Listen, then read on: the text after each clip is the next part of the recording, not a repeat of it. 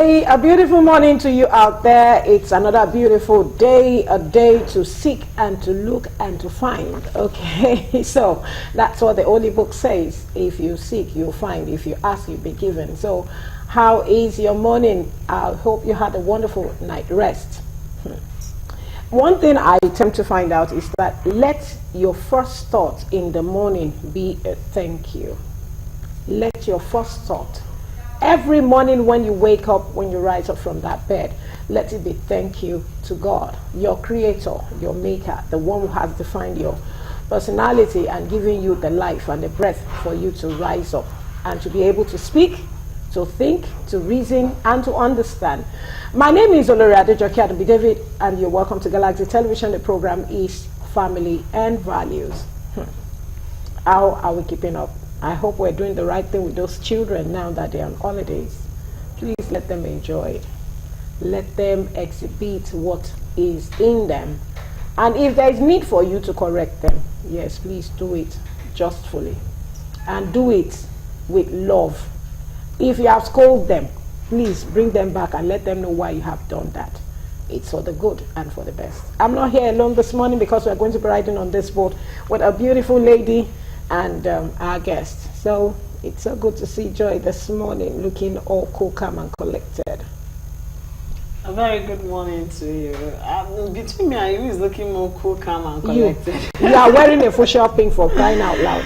So it's kind of cool. Well, it's Thursday, so I like making our guests, our viewers all over know that we are talking about health. So we are coming from the gym direct. We don't do makeup when you go to the gym. I don't know who does that. No, nothing. I used to say in my Thursdays I come direct from the gym. Yes, so this is me. One of these days you take a picture of that gym. Of course, I will do that. I'll definitely, when I'm jogging from the estate, it's not part of it. Okay, welcome to Healthy Thursday and Family and Values. My name is Princess Joy Abu. It promises to be another healthy, educative conversation. I posted something on my timeline. I said, for those of you that complain, I can't sleep. It's just my pattern. It's my way of life. Come here. You need this conversation this morning. All right, we are streaming across all our social media platforms. Please download the Galaxy mobile app so that you can watch us on the go. Turn on your Facebook notification. Like I used to say, when you see these beautiful faces on your screen, you know it's time for Family and Values. Welcome to the show. Okay, as you're welcoming you to the show, you should also follow us on O Prime, AVO. And don't forget, Galaxy Television can be watched on your free-to-air station on channel UHF. Yeah, it can be. So on that note, I want you to just sit back, relax as we go for our mini feature, and we'll be right back. So on Galaxy Television, like I said, you can always join us on a free-to-air station, UHF 27. It's all about what we discuss that has to do with the family and the values we've left and attended to. And today, because Thursday is dedicated to our health, our health is very important. We need to look out for ourselves, our children, our well-being, our family, our our keeping up. We've discussed so many topics from time to time. And today we're looking at something that you go through day and night mostly. And you just see it as one of those things. No, it's not one of those things. You need to look out for yourself. You need to check yourself. You need to know why you find it difficult, you know, to have a sound sleep or to sleep on time or to sleep early. Yeah, some of us are light sleepers, you know, but this time around we're looking at insomnia. And we have Dr. Elvis Honoriode in the building, and he will be doing justice to this topic. But I want to ask Joy, how do you think one find it easy, you know, when you don't sleep on time? Do you think it's easy for anybody not to find sleep? This one is not find rest. Okay, let's say find rest on time. To an extent, I envy people that just lie down and they sleep off. Some will sit down like this. Sometimes some will sit down like this, in short. I envy people that will just go to bed in less than 5. It's less than 3-5 minutes. They've gone and they are deeply asleep. Sometimes I'm like, she okay? Because So doctor, anyway, it's so good to have you. And doctor's birthday was on Monday, so we're wishing you happy birthday, and we pray God will continue to help you and take you to greater places. This year is going to be an abundant one for you. Amen. Full of blessings. That's not going to take the fact that you owe me a bandage. Oh my God. Still 2 weeks into my birthday, so I wonder when. Just know that my own birthday. I wonder when. Ours was July. 16 for that matter. So we can do. I give you and then you give me now you're talking, something like that. When you give oh my God. So Dr. Elvis is a GP, like they call them, general practice. And so this morning we're looking at insomnia. Okay, so how do you think you have, how do you understand insomnia? That, okay, how do you know you have insomnia? And can you alight the symptoms? How do you identify, okay, this is insomnia? I'm not sleeping at social time.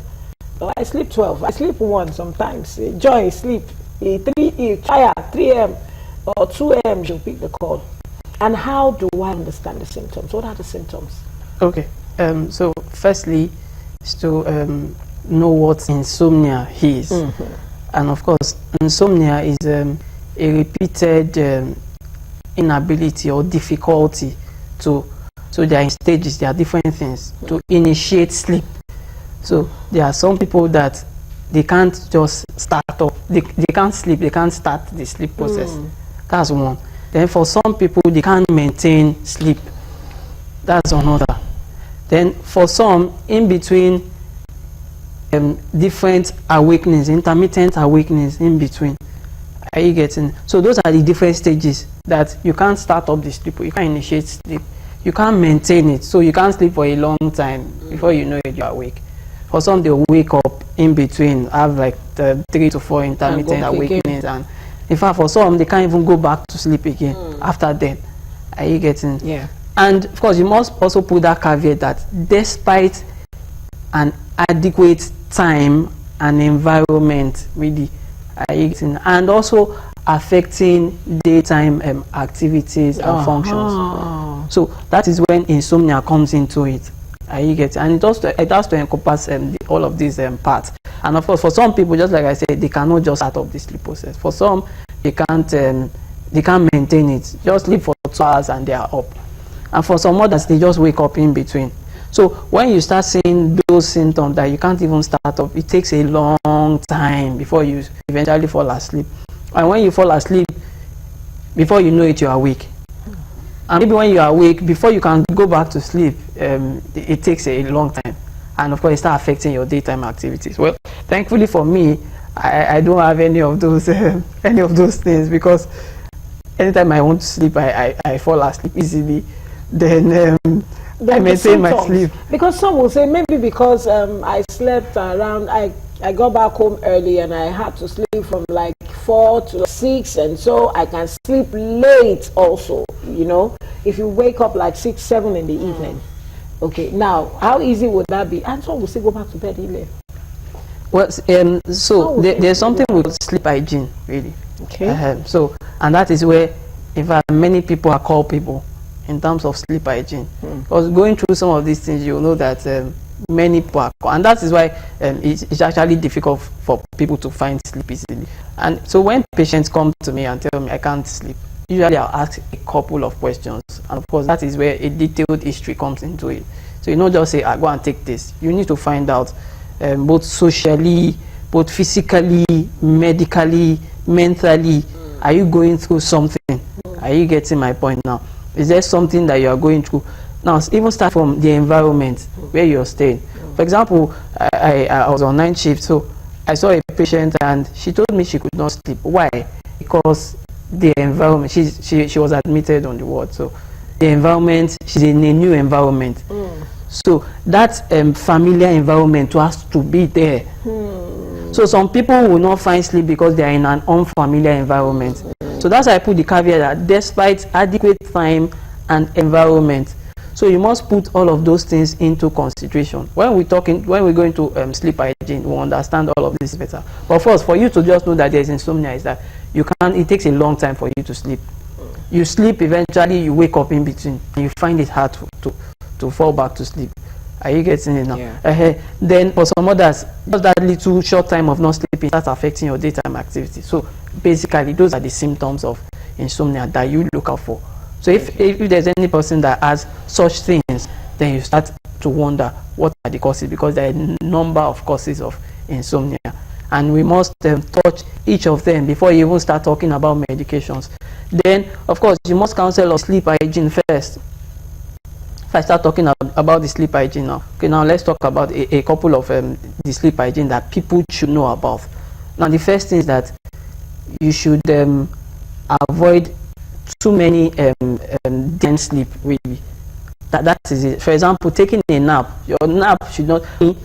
I usually tell people I don't sleep during the afternoon. Not necessarily because I don't want to, but I'm usually very busy, so I don't sleep during the afternoon, and that helps me to sleep at night. I sleep well at night. So you don't want to do too many sleep times. Are you getting my point? During the day, because that will affect your night. This is a documented fact. In fact, they were people the association that has to do with sleep and co. They will recommend that usually your nap should not be. If you have naps, should not be more than 1 hour during the day, 1 to 2 hours during the day, so that can help you sleep well during the night. Are you getting my point? Then other things too. You see people on bed and they'll be pressing their phones. You get my point? They'll be pressing their phones, do strategic thinking, constructive work. You can't sleep like that. So on the bed, when you know you want to sleep, you lay on the bed and just, even if you have to engage yourself in activity, don't engage in physically stimulating activities, emotionally tasking activities or habits. So you avoid all of those things. Maybe a slow, solemn music can help you sleep. Are you getting my point now? Maybe a soft, lovely magazine that you want to read can help you sleep. So those are the things. Some small snacks, not, of course, not eating full early, and you expect that you will sleep. No, definitely not. But of course, it also means that you should not go to bed hungry. So those are some of the things you must look at. You should not go to bed hungry, but you should not eat full. Then exercise too helps sleeping. Regular exercise, just like you said, you went to the gym today. So people should cultivate that habit, regular exercise. But the exercise too should not be close to sleep time. Not say that you want to sleep at so time, 1 to 2 hours you went to. So even when you want to go to the gym, for people that go to the gym at evenings, between 6 to 7 is enough. So that at least you still have like 2-3 hours before bedtime. So that can help you to sleep well. So other things are that because you don't engage in unnecessary discussions around sleep time, do not task yourself unnecessarily. Then also too, there's something we call regular timing. So there should be a regular timing where you sleep and wake. That's because for sleep, there is a sleep-wake cycle that the brain controls. Are you getting my point now? So if you have, for example, every day you go to bed at 9, 10, and you keep at that, that helps. And you know that by 5, 6, you'll probably be awake. So that helps in a way too. Not that you sleep 2 today, 2 a.m. today, tomorrow you sleep at 10. So that regular sleeping and waking time also it also helps. That is regular. Then of course, even though you also want to sleep, you should also know you should not spend too long hours on bed too. Are you getting me now? So those are some of the things that people actually need to understand. That have you put all of these things in consideration? And that's just around the sleep time. Now, when you talk about the environment, is the environment conducive? So when patients come to meet me that I can't sleep, I ask you, why can't you sleep? Is the environment conducive for you? That's the thing. We usually recommend that the environment should be conducive. It should usually be dark, not maybe dim light. Some can sleep under the light. Some preferably dim light, because the light too can also affect you actually. Then is it a noisy environment? So if you see that you are in a noisy environment, you can't sleep that way. So you will see that eventually, not every insomnia needs medications. Are you getting my point? Because some people will just go in and the next thing they are taking medications. You must address some of these issues, and these are just around the sleep time. These are just social issues that you can deal with. We've not even gone to medical courses. We've not gone to psychological courses. So those are some of the things you must address before you even talk about medications. Okay. Thank you, doctor. Thank you so much, Joy. Well, I'm supposed to ask you my question, but let's go on our word of mouth. When we return, we'll definitely have our question with Doctor. We'll see you soon. Dealing with you seriously. You understand? So, doctor told us a while ago that we need to arrange our, nap. It shouldn't be more than 1 hour. 1 to 2 hours. 1 to 2 hours. Even that 2 hours too much. There are some sleep. You just take 30 minutes, and before you know it, joy, wallahi, you are okay. Angie, over. Okay, now, Doctor, you've said a lot, and honestly, I can relate. That's what families and values is all about. We talk about realistic things, that 1 or 2 people can relate. Now, let's talk about the risk factor that comes with insomnia. I, for one, am someone that when you talk about sleep pattern, right, timing, during school hours, I know I have to sleep a particular time, and once it's 4 a.m., that tap comes because I need to get the kids ready. Now, during the holiday, that changes a little bit because I don't sleep when I'm supposed to. And I'm also one person that falls the victim of strategic planning at night. Like, I use my nights for me because I feel it's calmer. I am more concentrated. I don't need to shout on the kids. It's there. I feel like I have to write everything I'm writing. So my nights is more like my day because, and sometimes I notice that while doing that, I'm taking my coffee, I'm enjoying my writing. Now let's talk about the risk factor that has to do with insomnia. I've had people complain about it. I can't sleep, I can't do this. You wake up the next morning, you're having migraine headache, your eyes are already you're feeling this, I don't know how to describe it, this reddish pain. Your eyes are already feeling itchy, kind of. So what are the risk factors when it comes to insomnia? And is it hereditary? Is it something one can, say, okay, I inherited it from my grandparents, But really, I really wanted to dwell on the risk factor so that our viewers will really, really understand this. Okay, so talking about risk factors, because those are the things that can predispose to you having difficulty with sleeping. And of course, many of the things I've mentioned, which surround social factors, at least they are the things that come first. Are you getting my point? Those ones alone, the environment, the things you do around bedtime, the things you do during daytime, those are the things, at least first things first. Then all others, of course, we include their medical risk factors. There are disease conditions that will not make you fall asleep. For example, heart conditions. For example, the person that has a heart failure, that he lies down like this. In fact, commonly when patients we are treating patients for heart failure, we put them at 30 degrees head up. Are you getting my point? So we call that positions 45 degrees head up. So such once they lie down, they can't sleep. Are you getting my point? So some also high blood pressure too can have very severe high blood pressure that they can't sleep. So other conditions, some lung conditions where people can't breathe well. Are you getting my point? Those ones will not be able to sleep. Neurological diseases, gastrointestinal diseases. For example, to even this one too, where we call it prosthetic hyperplasia or benign prosthetic enlargement in elderly people, where they urinate frequently. For example, somebody that keeps urinating at night will not be able to sleep. Are you getting? Somebody that is diabetic that urinates frequently at night will not be able to sleep. Are you getting my point? So those are some of the things as far as medical causes are concerned. And for most of those things, once you treat the underlying ailment, you see the person will find sleep easily. Are you getting it? The other things are, of course, psychological factors. We talked about depression at some point. So insomnia is a sign of, or is a symptom of depression. So, for example, if somebody is not able to sleep, or is not able to, or wakes up in the middle of the night and can't even sleep, maintain sleep, continue sleep, so that alone too is a symptom of depression. So you must also start thinking that, ask other questions. Have you been losing interest in your usually interesting things? So ask other questions so that you can be able to pick that, oh, this person is not tilting into depression. So it is not just insomnia now, it is a full picture of depression. And once you arrest that thing, the person will sleep. You get? So for other people too, anxiety, they have this anxiety, they are worried, they are worried about things. Fees. So those are some of the things. House rent. So many issues to think about. For some people, they are not employed, so they are worried. For some people, they don't have finance, they are worried. For some people that are divorced, separated, widowed, they're just alone. So that that loneliness alone will not allow them to have that peace of mind and sleep well. Especially with the Lagos weather, blowing the breeze. What do you mean by Lagos? Now only Lagos should be. So a couple of those issues. Some have post-traumatic stress disorder that they keep reminiscing over it.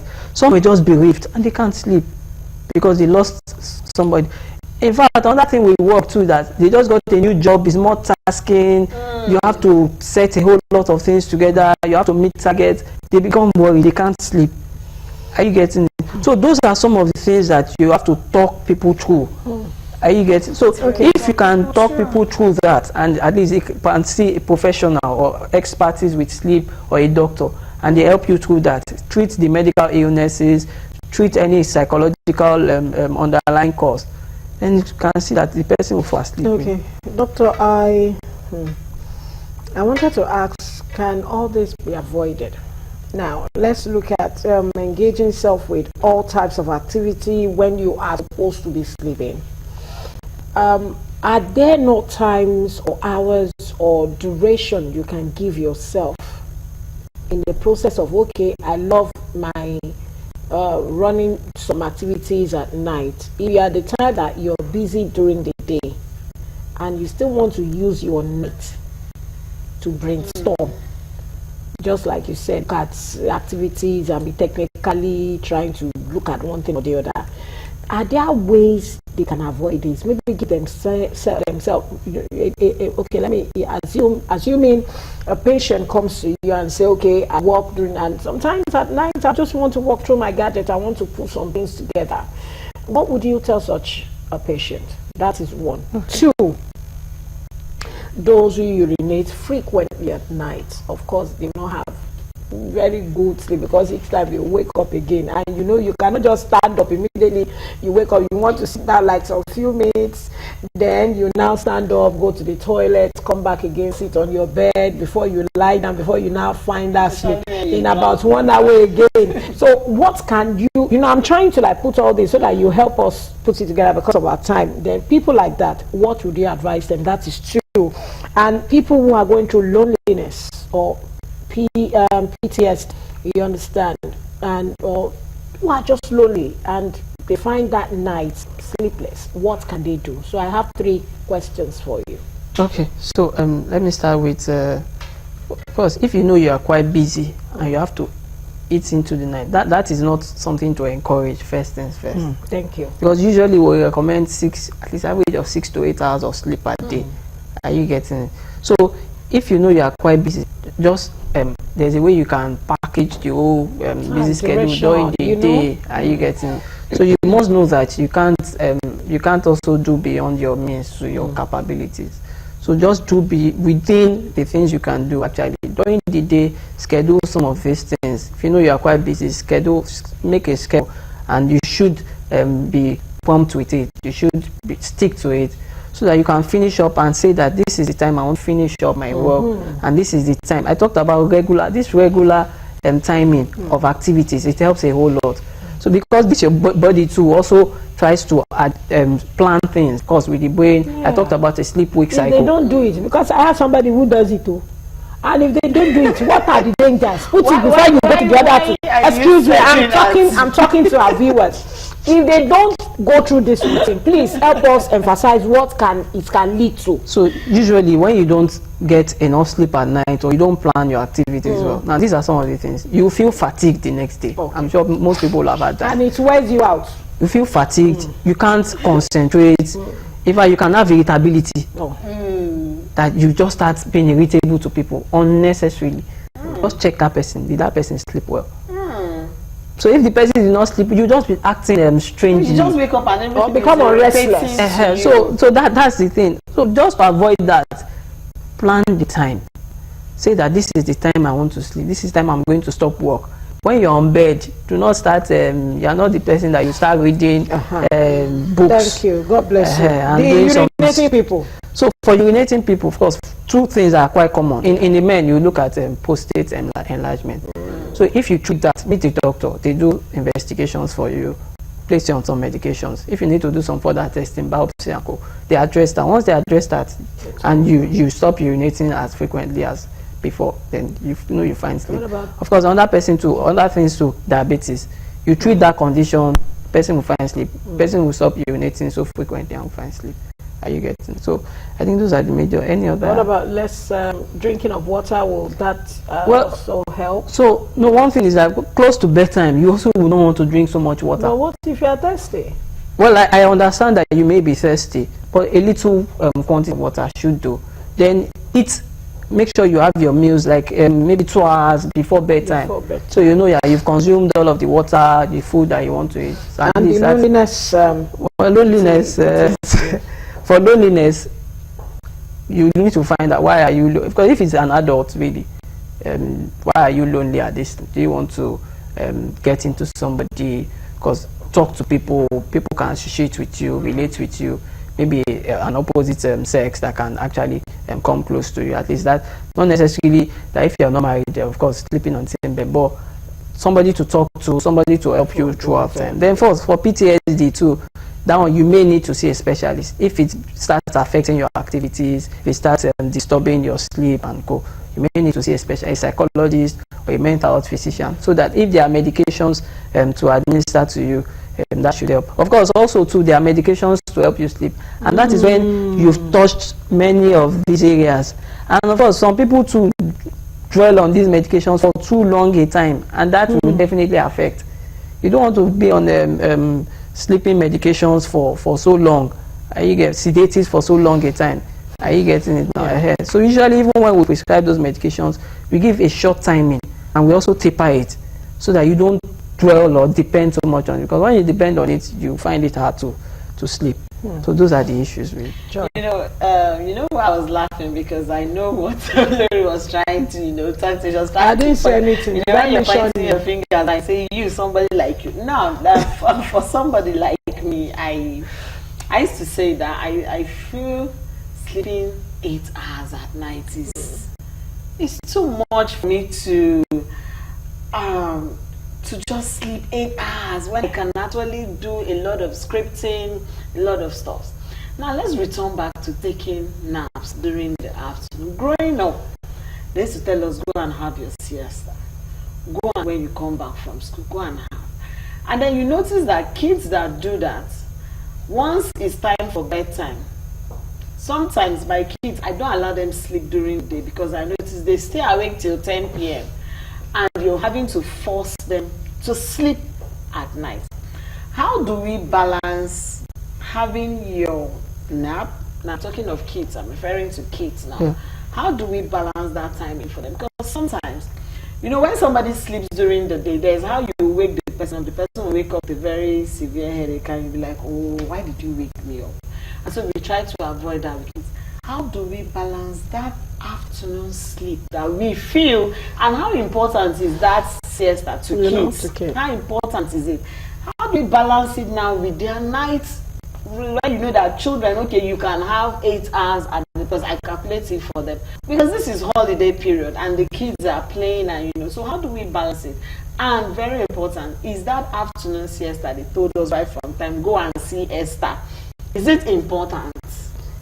Okay, let me start from there. Yeah, I think it is important. I get both kids, both for adults. You can't also be working. Your brain cannot be active if you say you take 8 hours away for 16 hours on a stretch. So you must rest. Actually, you must take that nap. But what we are saying is that it should also not be a prolonged sleep time. You should not turn the nap to sleep. So because if you turn it to sleep, it will affect the night sleep. Are you getting it? So, and these are recommendations by societies, organizations that recommend that 1 to 2 hours of nap during the day. Even if you want to have 2 naps, not on a stretch of 4 hours sleep. Please want to during the day, and while you are active, while you're busy. Therefore, for somebody like you that said you still into the night, to concentrate. So you more like concentrate activities during the day. You get, because the thing is that if you don't get that adequate sleep, I've had it where I've been engaged for, maybe I was on night duty and I also have to do a morning shift that it has affected me badly. So it's not something you want to recommend for anybody. Make sure you have adequate sleep during the night.